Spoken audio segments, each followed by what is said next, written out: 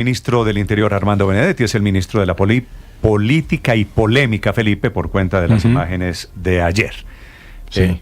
Esa cosa de que se iban a inmolar, Felipe, 6 congresistas. Esa es la noticia. Que están en las cuentas, Felipe, me parece un poco... Bueno, eso hay que preguntarles a ellos, ¿no? A ver si es cierto, porque no parece ser cierto. Ellos abandonaron el recinto por eso le pregunté, y además... si se iban a inmolar y querían votar sí a la consulta, ¿por qué no lo hicieron? Pero además la votación... Claro, es que no lo iban a hacer, porque además el castigo es muy fuerte, Néstor. En realidad los expulsan, los pueden llegar a expulsar del partido y perder la curul, Claro. como ya ha pasado con algunos congresistas llama ley del de Partido bancadas. Conservador. ¿Y usted sabe qué es lo paradójico de eso, Héctor? ¿Usted sabe por qué se fue Armando Benedetti del partido de la U? Por esto. Por no quererse someter a la ley de bancadas. Por esto. Claro, pero adicionalmente, no, hay una ley de bancadas que los obligaba a votar que no. Claro, pero es decir, además si ellos hubieran votado como tenían que votar, exacto. Lo que pasa es que el gobierno pierde por 6 votos más. Claro. Porque ellos tenían que votar no, pues sus partidos le pidieron eso y la ley de bancada los obligaba. Era para no votar, exactamente. Pero adicionalmente vimos en televisión la transmisión. Ahí lo que sucedió está a la luz de los videos y de toda la realidad que ocurrió. En el periodo de la votación fueron derrotados, 49-47. Si la senadora Marta Peralta se distrajo, si llegó tarde, si algunos estaban pensando en hacer una cosa y no la hicieron, la realidad es que no sucedió. Los votos son los que están ahí. Entonces, definitivamente perder, que evidentemente el gobierno no está acostumbrado a perder en las reglas de la democracia, tiene que tener una actitud diferente. Hay que hacer alternativas, hay que pensar ahora en discutir la reforma laboral, en tratar de que lo que ellos querían se pudiera imponer, pero no pensar en patear el tablero. Entonces, como perdí, pateo el tablero. Eso no es democrático y eso no es maduro. El ministro Benedetti centra, buena parte de esta conversación estuvo centrada en el voto del senador Díaz y en si lo podía o no cambiar, asumiendo que se equivocó, etcétera. Supongamos que no lo hubiera podido cambiar, aceptémosle el argumento al ministro Benedetti. Hubieran quedado 48-48. Hubieran repetido la votación y el resultado hubiera sido que Díaz ya no se hubiera equivocado, hubiera votado no y hubieran quedado 49-47. Es que hay una realidad política, Néstor. La votación la pueden volver a hacer hoy. La votación es pública, la pueden volver a hacer hoy y el resultado es el mismo. El gobierno no pudo conformar una mayoría en el Senado y no pudo hacer aprobar la consulta. Punto. Entre otras cosas porque el ministro... Si fue gol de Yepes o no fue gol de Yepes. Exacto. Entre otras cosas porque el ministro de Trabajo se dedicó a atacar a los congresistas. Y ellos están creyendo, María Consuelo, como medio país en su momento, que fue gol de Yepes y uno le echa la culpa al árbitro y dice no robaron. Pero no se puede repetir el partido. Pero se perdió el partido. Y adicionalmente se dedicó el ministro de Trabajo en días anteriores a maltratar a los congresistas. Uno no pide favores con escopeta, uno no pide favores amenazando y diciendo que son todos unos delincuentes. Eso fue lo que le falló, la estrategia de convencimiento con los congresistas. En estas batallas, Felipe, aquí un oyente me hace una pregunta que yo creo que es de fondo y me dice, si el gobierno reacciona así, oiga esta pregunta, Felipe, si el gobierno reacciona así porque perdió una votación parlamentaria, ¿usted se imagina cómo es la reacción del gobierno si llega a perder las elecciones del año entrante? No, bueno, ni hablar, Néstor. Pero Néstor, bueno, es que oyendo uno al ministro Benedetti, me da nuevamente, y no lo digo solo por el ministro Benedetti, la sensación de que los ministros del despacho viven en la tragedia de tener que aclarar lo que les dice su jefe. Dice usted no, que es que el presidente dijo, no, pero es que yo no dije, pero es que el presidente convoca una huelga, sale con la espada de Bolívar, vamos a no sé qué, ahora dicen, no, es que eso no era así, yo no quería hablar de la huelga. Entonces los pobres ministros, y lo digo pobres, pues no de manera despectiva, sino respetuosa, todos tratando de ver a ver cómo interpretan al presidente. Sí, pero yo no los exculparía tanto, Felipe, porque se llama reforma laboral. Hay dos cosas. El ministro Benedetti ha intentado recoger sus palabras en dos temas cruciales en los últimos días.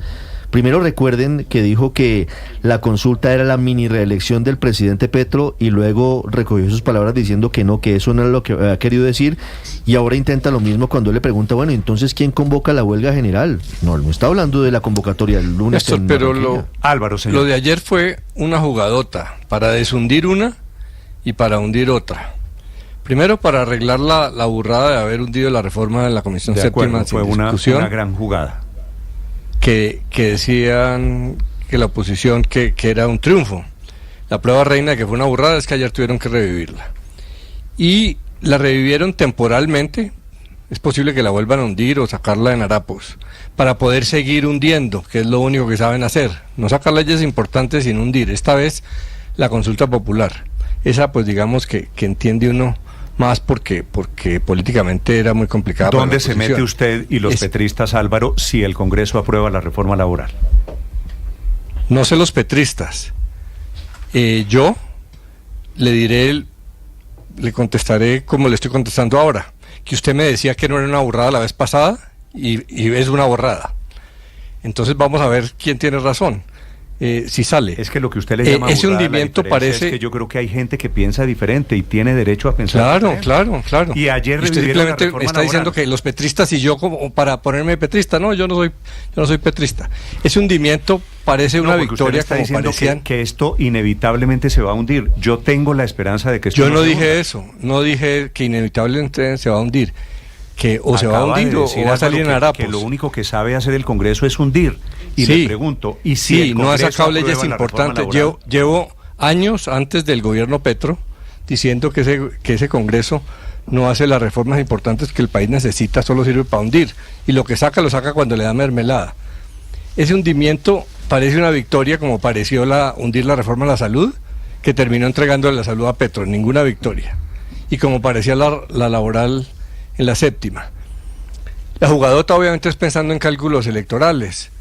Y también va a salirle costosa a la oposición, porque Petro va a decir que es la prueba de que la oposición está en contra de los trabajadores, y va a insistir en otra consulta popular, porque la oposición ahora crecida o vuelve a hundir la reforma o saca una mínima.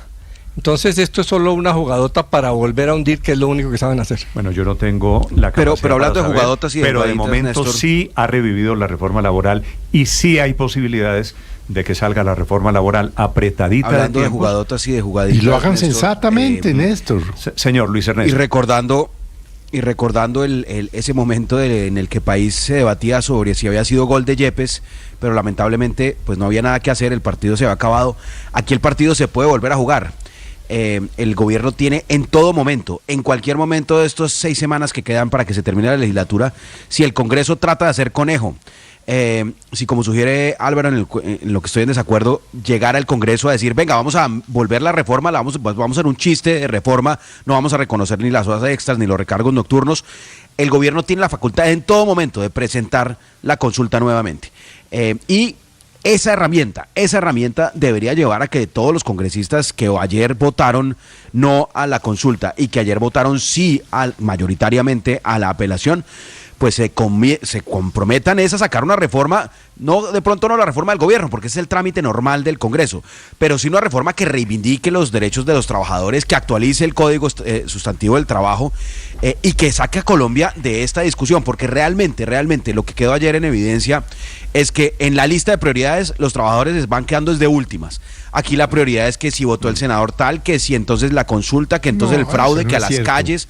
Yo veo muy poco interés en que los trabajadores reciban sus derechos, y ojalá lo hagan por Luis Ernesto. Eso no es cierto, Luis Ernesto, y usted bien lo sabe. Lo que pasa es que a ustedes les gustaba la consulta para poder hacer política y tal. 7:59. Aurelio, quien quiera opinar sobre lo que pasó ayer, la ardiente sesión parlamentaria de ayer, la cuenta es Blue Radio Com y cuenta Néstor Morales.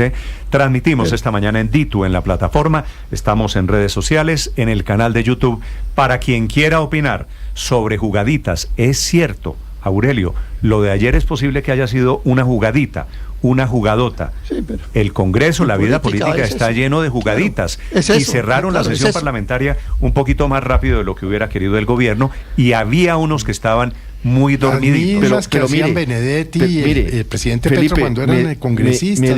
Me dicen los reporteros que estaban ayer en el Capitolio que cuando iba ganando el sí a la consulta, porque en algún momento estaba ganando el sí a la consulta, antes de que llegaran todos los votos, los mismos que luego están cantando fraude, varios senadores del pacto, le pedían a gritos al presidente Cepeda que cerrara el registro, que se acabara la votación. Entonces, el rasero es distinto en unos y en otros casos.